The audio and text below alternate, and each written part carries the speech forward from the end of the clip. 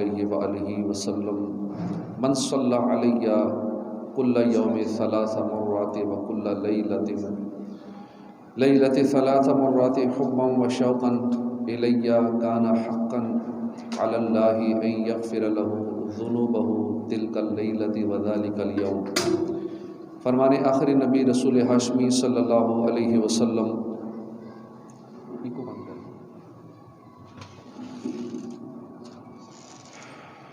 فرمانے آخری نبی صلی اللہ علیہ وسلم جس نے دن اور رات میں میری طرف شوق و محبت کی وجہ سے 3 مرتبہ درود پاک پڑھا تو اللہ پاک پر حق ہے کہ اس کے اس دن اور اس رات کے گناہ بخش دے۔ برسے گی رحمت شہ ابرار بالیقین، مٹ جائے گا گناہوں کا کاجل درود پڑھ، ان کی ہی بارگاہ منور میں صبح و شام، کونین میں ہے سب سے جو افضل درود پڑھ۔ دنیا کی الجھنوں سے ملے گی تجھے نجات، گر چاہیے نجات مسلسل درود پڑھ۔ صلو علی الحبیب صلی اللہ تعالی علی محمد صلی اللہ علیہ وآلہ وسلم۔ قال اللہ تبارک و تعالی فی القرآن الکریم، اللہ پاک قرآن مجید میں ارشاد فرماتا ہے یا بنی اسرائیل اذکروا نعمتی التی انعمت علیکم واوفوا بعہدی اوف بعہدکم وایای فارہبون۔ صدق اللہ العظیم۔ اے یعقوب کی اولاد، یاد کرو میرا وہ احسان جو میں نے تم پر کیا، اور میرا عہد پورا کرو، میں تمہارا عہد پورا کروں گا، اور صرف مجھ سے ڈرو۔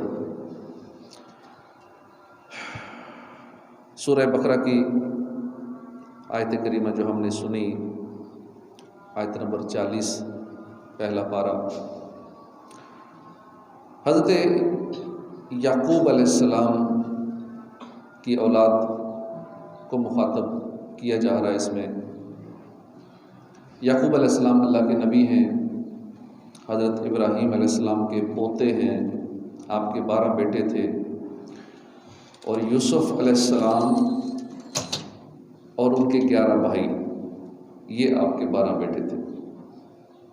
حضرت یعقوب علیہ السلام کا ایک لقب اسرائیل بھی ہے، اس لیے آپ کی اولاد کو، یعنی آپ کے ان 12 بیٹوں کو، پھر آگے ان 12 کی جو اولاد چلی، ان سب کو بنی اسرائیل کہتے ہیں۔ یعنی بنی اسرائیل یہ اپنے زمانے کی بہت فضیلت والی قوم تھی۔ حضرت یعقوب علیہ السلام کے بعد سے حضرت عیسیٰ علیہ السلام تک کم و بیش سارے نبی یہ بنی اسرائیل میں آئے۔ 4 بڑی آسمانی کتابوں میں سے جو 3 کتابیں ہیں وہ تورات، زبور اور انجیل بنی اسرائیل ہی کے لیے نازل ہوئی۔ پیارے آقا صلی اللہ علیہ وسلم کی ظاہری زندگی مبارک میں بھی بنی اسرائیل موجود تھے، اور یہ بنی اسرائیل مدینے میں رہتے تھے، اب بھی یہ کہیں نہ کہیں موجود ہے۔ ہم نے پارہ 1 سورہ بقرہ کی آیت نمبر 40 سنی۔ اس آیت کریمہ سے لے کر پہلے پارے کے آخر یعنی آیت نمبر 141 تک کم و بیش 102 آیات میں بنی اسرائیل سے خطاب ہے۔ انہیں ایمان قبول کرنے کی دعوت دی گئی، ان پر جو اللہ پاک نے انعامات فرمائے، اور اس کے مقابلے میں جو انہوں نے اللہ کی ناشکریاں کی، جو جرائم کیے، وہ انہیں یاد دلائے گئے، اور دعوت دی گئی کہ اب تم لوگ سدھر جاؤ، اور ہمارے پیارے نبی محمد عربی صلی اللہ علیہ وسلم کا کلمہ پڑھ کر دنیا میں عزت پا لو۔ قرآن کریم کی اس نیکی کی دعوت کے نتیجے میں کئی بنی اسرائیل کلمہ پڑھ کے مسلمان ہوئے، صحابیت کے درجے پر بھی فائز ہوئے، اور بہت سارے کفر کا راستہ بھی انہوں نے اختیار کیا۔ ہم انشاءاللہ الکریم ایک ایک دو دو کر کے یہ آیات سنیں گے، اور ان سے جو ہمیں سبق ملتا ہے اسے سیکھنے کی کوشش کریں گے انشاءاللہ۔ آج آئیے پارہ 1 سورہ بقرہ کی آیت 40 سن کر اسے سمجھنے کی کوشش کرتے ہیں۔ قرآن پاک کی ایک آیت کو بھی سمجھ لینا یہ ساری رات کی عبادت سے بہتر ہے۔ اللہ کرے ہمیں ایک آیت کی سمجھ آ جائے۔ اللہ پاک نے فرمایا کہ اے یعقوب کی اولاد، یاد کرو میرا وہ احسان جو میں نے تم پر کیا، یعنی وہ نعمتیں یاد کرو جو میں نے تم پر تمہارے آباء و اجداد پر کی۔ مثلا تمہیں زمانے بھر میں فضیلت دی، تمہاری نجات کے لیے فرعون کو غرق کر دیا، تمہارے لیے دریائے نیل میں 11 رستے بنا دیے، تمہارے لیے آسمانوں سے من و سلوہ نازل کیا، تمہارے گناہوں کو بخش دیا اور تم میں انبیاء بھیجے،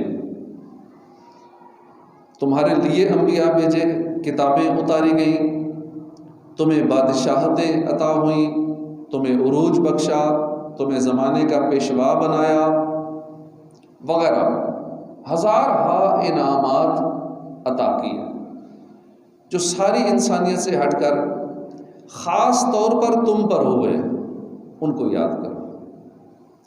اب یہ یاد کر کے پھر کیا کرنا ہے؟ فرمایا کہ میرا عہد پورا کرو، پھر کیا ہوگا؟ میں تمہارا عہد پورا کروں گا، یعنی وہ وعدہ جو تم سے لیا گیا وہ تم پورا کر دو، اس کے صلے میں وہ وعدہ جو ہم نے تم سے کیا ہے وہ ہم پورا کر دیں گے۔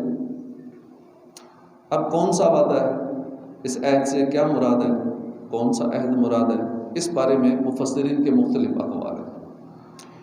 بعض نے فرمایا کہ بنی اسرائیل سے وعدہ لیا گیا کہ جب محمد صلی اللہ علیہ وسلم تشریف لائیں تو تم ان کا کلمہ پڑھنا، لہٰذا فرمایا گیا کہ تم ہمارے محبوب کا کلمہ پڑھ لو، ہم تمہیں دنیا اور آخرت میں بلند شانیں عطا فرمائیں گے۔ بعض روایت میں اس کا معنی ہے کہ تم اللہ کی فرما برداری کرو تو اللہ تمہیں جنت عطا فرمائے گا،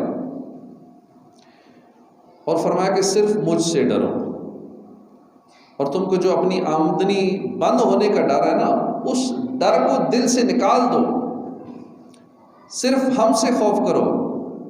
اگر تم ایمان لے آئے تو دیکھنا کہ تمہاری عزت و آبرو، مال و دولت وغیرہ اس میں ترقی ہوگی، بس تم ایمان لے آؤ۔ اب اس آیت سے ملنے والے چند سبق وہ ہم سنتے ہیں، اور ہم کوشش کریں گے انشاءاللہ ہم اپنی زندگی میں ان کو نافذ کریں اور اس سے فائدہ اٹھائیں۔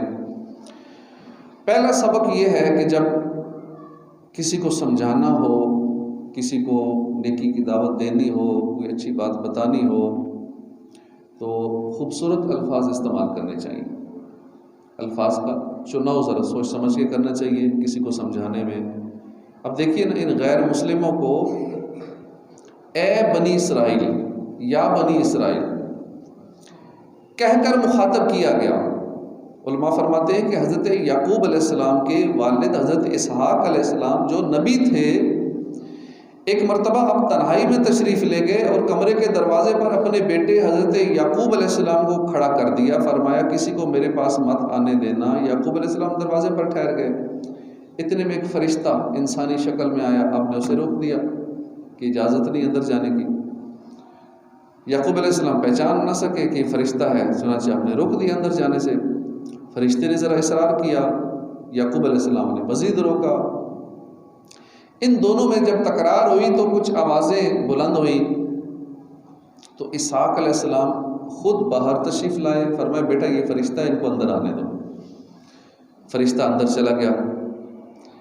اس وقت فرشتے نے کہا کہ بہت فرما بردار شہزادے ہیں آپ کے بیٹے، آپ نے جو حکم فرمایا اس کے مطابق یہ عمل کر رہے ہیں، اور آپ کو فرشتے نے اسرائیل کا لقب دیا، اس لیے آپ کی اولاد کو بنی اسرائیل کہا جاتا ہے۔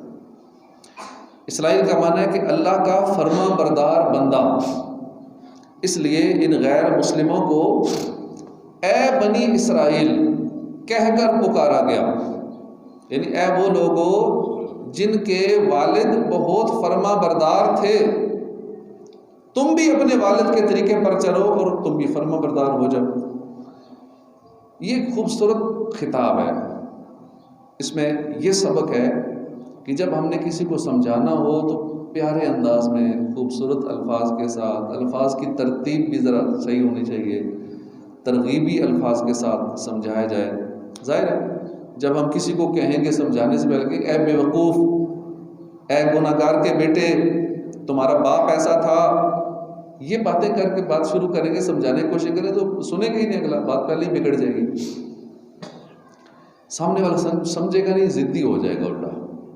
اس لیے سمجھاتے ہوئے اچھے اچھے الفاظ کا استعمال کرنا چاہیے۔ ماشاءاللہ آپ کے ابو فلاں نیکی کرتے تھے، ماشاءاللہ ماشاءاللہ نمازی ہیں، آپ یہ اچھے کام کرتے ہیں، اس کی جو جائز تعریفیں ہیں نا پہلے وہ کریں، اس کے اندر جو خوبیاں ہیں وہ بیان کریں، جو اچھائیاں ہیں اس کے اندر، ماشاءاللہ آپ کے اندر یہ اچھائیاں ہیں، آپ تو نماز بھی پڑھا کیجئے، آپ کے اندر یہ بھی اچھائیاں ہیں، نماز بھی پڑھا کیجئے، بالفرض نمازی بھی ہے تو کہ ماشاءاللہ آپ نمازی بھی ہیں، نمازی پڑھتے ہیں، بس یہ کر لیں، یہ غلطی درست کر لیں۔ یعنی اسے کہتے ہیں سینڈوچ میتھڈ، یعنی سمجھانے کا یہ جو انداز ہے نا سینڈوچ میتھڈ، یعنی شروع میں بھی تعریف، بعد میں بھی تعریف، اور بیچ میں وہ بات جو آپ سمجھانا چاہتے ہیں اگلے کو۔ سمجھانے کی ابتدا بھی اچھائیوں سے، اختتام بھی اچھائیوں سے، درمیان میں وہ بات کرنی ہے جو اصل بات کرنا چاہتے ہیں، جو اس میں برائی پائی جاتی ہے، تو اس سے انشاءاللہ زیادہ فائدہ ہوگا سمجھانے کا۔ اپنے بچوں کو سمجھانا ہو، کسی اور مسلمان کو سمجھانا ہو تو یہ ٹیکنیک استعمال کریں گے سمجھانے کی، تو پھر فائدہ ہوگا انشاءاللہ۔ دوسری چیز فرمایا کہ نعمتیں یاد کیجئے۔ اللہ پاک نے بنی اسرائیل کو فرمایا کہ میرے احسان یاد کرو جو میں نے تم پر کیے۔ اس سے معلوم ہوا کہ نعمتوں کو یاد کرنا یہ فرما برداری کو بڑھاتا ہے، اس لیے بنی اسرائیل کو کہا گیا کہ جو نعمتیں تم پر ہوئی ہیں انہیں یاد کرو اور اس ذریعے سے اللہ پاک کے فرما بردار بن جاؤ۔ مفتی احمد یار خان نعیمی اس جگہ فرماتے ہیں کہ رب کی نعمت، اپنے گناہ اور دوسروں کے اچھے سلوک یاد رکھنا، یاد کرنا یہ عبادت ہے۔ اسی طرح رب کے امتحانات، اپنی نیکیاں اور دوسروں کی بدسلوکی بھول جانا بھی عبادت ہے۔ سبحان اللہ، کتنی پیاری بات ہے، مگر افسوس ہمارے ہاں بالکل اس کا الٹ رواج ہے۔ رب کی نعمت کو یاد رکھنا اور امتحانات کو بھول جانا عبادت ہے۔ ہم لوگ امتحانات کو، آزمائشوں کو یاد رکھتے ہیں، رب کے احسانات کو بھول جاتے ہیں، اللہ پاک کی دی ہوئی نعمتوں کو بھول جاتے ہیں، کبھی مصیبت آ جائے تو وہ ہمیشہ یاد رہتی ہے۔ اللہ، بندہ بیمار ہو جائے، بیماری بڑی یاد رہتی ہے، تندرستی یاد نہیں رہتی کہ میں اتنے سال سے تندرست بھی تو تھا، ساری زندگی 40-50 سال میری صحت اچھی تو تھی، اب بیمار ہو گئے تو اب بیماری کو ہمیشہ یاد رکھنا، جو اتنے سال جو تندرستی میں گزرے اس کو بھول جانا۔ ایک وقت کھانا نہ ملے بہت یاد رہتا ہے، اور زندگی کے سینکڑوں دن کے کھانے وہ بھول جاتے ہیں، جس دن بھوکا رہا وہ دن یاد رہ جاتا ہے۔ ایک مرتبہ کسی نے سر پہ پٹی باندھ رکھی تھی تو حضرت رابعہ بصریہ، آپ نے پوچھا کیا ہوا؟ کہا کہ سر میں درد ہے اس لیے پٹی باندھ رکھی ہے۔ فرمایا جو اتنا عرصہ تندرست رہے ہو، تندرستی کی پٹی تو کبھی نہیں باندھی، ایک دن سر میں درد ہوا تو اس کی پٹی باندھ لی۔ یعنی درد ہو تو پٹی باندھنا جائز ہے، منع نہیں ہے، بلکہ یہ تو سرکار صلی اللہ علیہ وسلم سے ثابت ہے کہ سرکار صلی اللہ علیہ وسلم نے بھی سر پہ پٹی باندھی ہے سر درد سر کی وجہ سے۔ حضرت رابعہ رحمۃ اللہ علیہ نے چوٹ کرنے کے لیے فرمایا کہ جس طرح پٹی باندھ کر درد کا اظہار کر رہے ہو، اسی طرح رب کی نعمتوں کا بھی تو اظہار کرو۔ جو اتنا عرصہ اس نے تندرستی دی، جو سر میں درد نہیں ہوا، اس کا کیا شکر ادا کیا؟ کیا اس کو بھی یاد رکھا یا نہیں؟ غرض کہ ہمیں درد یاد رہتا ہے، سکون بھول جاتا ہے، آزمائش یاد رہتی ہے، نعمت بھول جاتی ہے۔ یہ الٹی بات ہے، یعنی نیکی یہ ہے کہ ہم نعمت کو یاد رکھیں، ہم آزمائش کو بھول جائیں، لیکن ہم اس کا الٹ کرتے ہیں۔ اسی طرح اپنے گناہ کو یاد رکھنا، نیکیوں کو بھول جانا عبادت ہے۔ یہاں بھی ہمارا الٹا رواج ہے، لوگ نیکیاں یاد رکھتے ہیں، گناہوں کو بھول جاتے ہیں۔ ایک دن کی پڑھی ہوئی تہجد یاد رہتی ہے، 50 دن کی قضا کی ہوئی نمازیں یاد نہیں رہتی۔ ایک دن کی کوئی نیکی کر لیں تو ہمیں یاد رہتا ہے، اظہار بھی کرنے کی کوشش کرتے ہیں، لوگوں کو پتہ چل جائے۔ بعض لوگ بڑے فخر سے بتا رہے ہوتے ہیں کہ اس دفعہ رمضان میں نے 10 روزے رکھ لیے، آج میں نے روزہ رکھا ہے۔ رمضان میں کیا کہہ رہے ہوتے ہیں؟ آج روزہ تھا جی، اس لیے بس یہ معاملہ تھا، کام پہ نہیں گئے، آج روزہ تھا۔ ایک روزہ رکھ لیا کہ ایسے بھی ہوتے ہیں، پورے رمضان میں ایک ہی رکھتے ہیں، 2 رکھتے ہیں، 5 10 رکھ لیتے ہیں، ایسے ہمارے معاشرے میں لوگ پائے جاتے ہیں۔ بھئی جو باقی نہیں رکھے، 10 رکھ لیے وہ یاد ہے، جو 20 روزے رمضان کے فرض روزے چھوڑ دیے وہ یاد نہیں۔ مسجد میں دیے ہوئے 10 روپے یاد رہتے ہیں کہ میں نے کچھ دیا تھا، اور ڈنڈی مار کر کمائے ہوئے ہزاروں بھول جاتے ہیں۔ اسی طرح لوگوں کے نیک سلوک یاد رکھنا، بد سلوکی کو بھول جانا عبادت ہے، مگر ہمارے ہاں بد سلوکی یاد رکھی جاتی ہے، نیک سلوک بھول جاتے ہیں۔ اتنے عرصے سے کوئی بندہ ہمارے ساتھ احسانات کر رہا ہے نا، وہ بھول جاتے ہیں، بس ایک بار اس نے کچھ ایسا کر دیا، گڑبڑ کر دی، بد سلوکی کر دی، وہ ساری زندگی یاد رکھیں گے، سارا تعلق ہی ختم کر دیں گے اس سے۔ عجیب معاملہ ہے، ہم الٹے چلتے ہیں۔ جس چیز کو یاد رکھنا عبادت ہے ہم اسے بھول جاتے ہیں، جس کو بھول جانا عبادت ہے ہم اس کو یاد رکھتے ہیں۔ اللہ پاک ہمیں نیک ہدایت دے، نعمتیں یاد رکھنے کی عادت بنائیے، اور ہر چاہتا ہے نا میں ذرا پرسکون زندگی گزاروں۔ نسخے بھی لوگ کتابوں میں پڑھتے ہیں، موٹیویشنل سپیکرز کے لیکچرز بھی سنتے ہیں۔ آپ کو میں پرسکون زندگی گزارنے کا ایک نسخہ دیتا ہوں، توجہ سے سنیں گے، اس کو یاد رکھیں گے نا، آپ کی زندگی پرسکون ہو جائے گی انشاءاللہ۔ ماہرین نفسیات یہ بتاتے ہیں کہ ہر شخص کو چاہیے کہ وہ نعمتوں کی لسٹ بنائے کہ اللہ پاک نے مجھے کیا کیا عطا فرما رکھا ہے، غور کرتا چلا جائے، لکھتا چلا جائے۔ وَإِن تَعُدُّوا نِعْمَتَ اللَّهِ لَا تُحْصُوهَا، گن نہیں سکتے، گن تو ہم سکتے نہیں نا، کتابوں کی کتابیں بھر جائیں، چلیں کوشش تو کریں نا، تھوڑی بہت یاد کر کے لکھنا شروع کر دیں کہ اللہ نے مجھے کیا کیا دے رکھا ہے۔ اللہ پاک نے ہاتھ دیے، اللہ نے کان دیے، اللہ پاک نے آنکھیں دیں، اللہ پاک نے دماغ دیا، اللہ پاک نے ابرو دیے، پلکیں دیں، بال دیے، دل و دماغ دیا، میرا معدہ ٹھیک کام کر جاتا ہے، میرا جگر صحیح کام کر رہا ہے، میرے گردے کام کر رہے ہیں، میری ٹانگیں ہیں، میں چل رہا ہوں۔ اتنے اعضاء ہیں جسم کے اندر، کتنے سسٹم کام کر رہے ہیں، ان ساری چیزوں کو یاد کریں۔ چلنے کو اللہ نے زمین دی، رہنے کو اللہ پاک نے گھر دے دیا، صاحبان کے لیے آسمان ملا ہوا ہے، اللہ پاک نے پھل پھول اور طرح طرح کی سبزیاں ہمارے لیے اگائی ہیں، بادل آتے ہیں، بارش برستی ہے، سردی گرمی نصیب ہوتی ہے، کروڑ ہاں کروڑ نعمتیں ہیں، اگر ہم گننا شروع کر دیں نا ہم گن نہیں سکتے۔ فَبِأَيِّ آلَاءِ رَبِّكُمَا تُكَذِّبَانِ، اتنی رب نے ہمیں نعمتیں عطا فرمائی۔ تو اس طرح اگر ہم نعمتوں کی لسٹ بنائیں گے نا تو انشاءاللہ احساس کمتری سے جان چھوٹ جائے گی، زندگی میں سکون آ جائے گا۔ ہم دوسروں کو دیکھ دیکھ کے مایوس ہو رہے ہوتے ہیں، اس کے پاس یہ ہے، فلاں کے پاس یہ ہے، فلاں کے پاس یہ ہے، یہ نہیں دیکھتے کہ میرے پاس بھی تو اتنا کچھ ہے، میں محروم رہ گیا ہوں، میری تو قسمت ہی خراب ہے، وغیرہ وغیرہ۔ اس طرح کے گلے شکوے لوگ کرتے نظر آتے ہیں۔ تو انشاءاللہ اس طرح کے گلے شکووں سے جان چھوٹ جائے گی جب ہم ان نعمتوں کی لسٹ بنائیں گے جو اللہ پاک نے ہمیں دے رکھی۔ حسد سے بچنے کا بھی بہترین طریقہ ہے کہ جو نعمتیں ہمارے پاس ہیں نا ہم ان کو یاد رکھیں۔ ہم کسی بندے کو ایک نعمت مل جاتی ہے نا، بس اس ایک نعمت کو دیکھ دیکھ کے حسد، غصہ، بغض و کینہ اندر ہی اندر جلتے رہتے ہیں، حسد کی آگ میں اپنا سکون برباد کر لیتے ہیں۔ بھائی اگلے کو ملی ہوئی نعمتیں اپنی بھی تو دیکھو کہ میرے رب نے مجھے کتنی نعمتیں دے رکھی ہیں، تو حسد والی بیماری سے بھی انشاءاللہ جان چھوٹ جائے گی۔ دوسروں کو ملی ہوئی نعمتوں کو للچائی نظر سے دیکھنے کی نوبت نہیں آئے گی۔ اسی طرح اپنی نعمتوں کو یاد کرنا یہ دل کو فرما بردار بناتا ہے۔ آپ کبھی ملی ہوئی نعمتوں کی لسٹ بنائیے، انشاءاللہ دل سے نکلے گا الحمدللہ،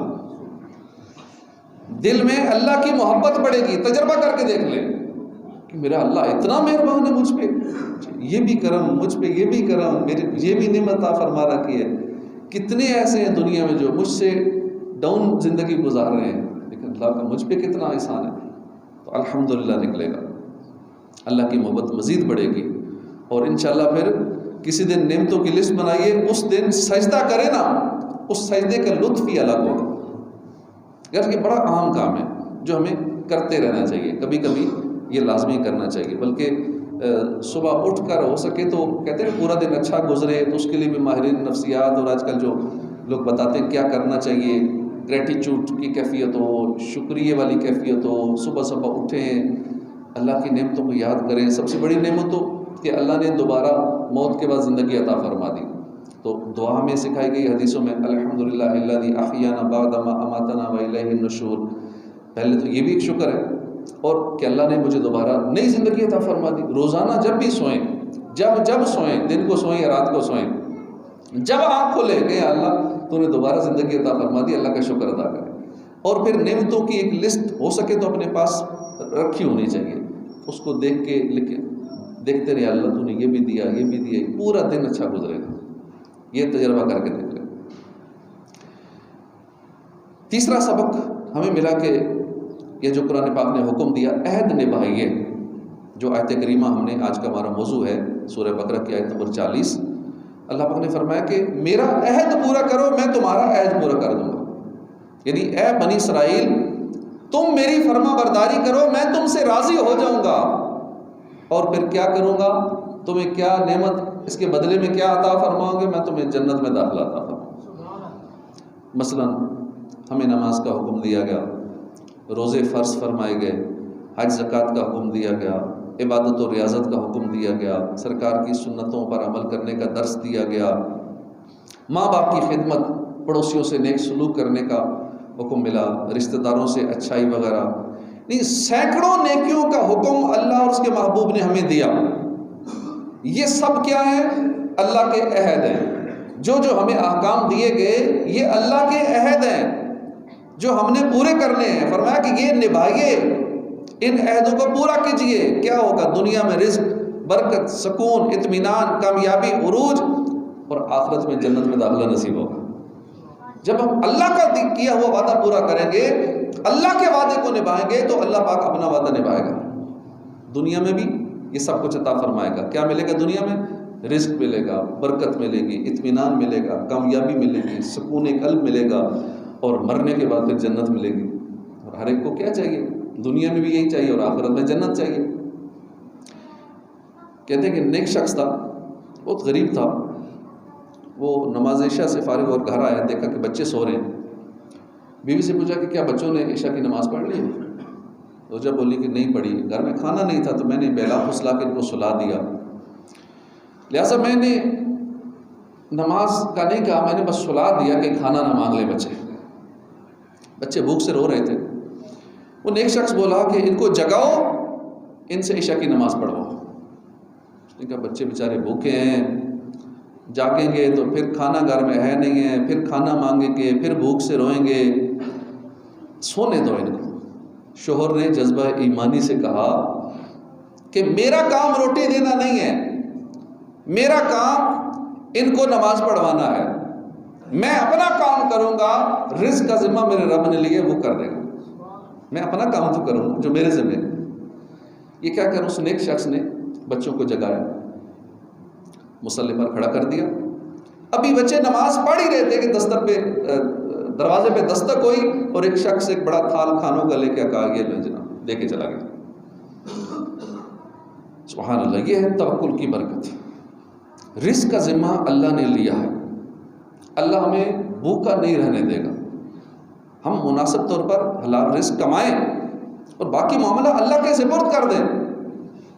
اصل میں جو ہم نے فکر کرنی ہے نا، وہ ہم نے نیک کاموں کی فکر کرنی ہے، ہم نے اپنی قبر کی فکر کرنی ہے، ہم نے میزان پر نیکیاں میری کم نہ پڑ جائیں، ہم نے اس کی فکر کرنی ہے، پل صراط پار کیسے ہوگا، ہم نے اس کی فکر کرنی ہے، میرا ایمان سلامت رہے گا نہیں رہے گا، ہم نے اس کی فکر کرنی ہے۔ لیکن ہماری فکریں کچھ اور ہیں، جو فکر کرنی چاہیے وہ نہیں ہے، جو نہیں کرنی چاہیے وہ ہے۔ عجیب معاملہ ہے۔ تو ہم جانتے ہیں کہ نیکی میں سکون ہے، نیکی میں اطمینان ہے، نیکی میں برکت ہے، الا بذکر اللہ تطمئن القلوب، اللہ کی یاد میں ہی دلوں کا چین ہے، اور نیکیاں کرنے میں اللہ کی رضا ہے۔ اس کے باوجود ہم نیکیوں سے دور ہیں، نیکیوں کی طرف بڑھتے نہیں ہیں؟ اس کا سبب جانتے ہیں کیا ہے؟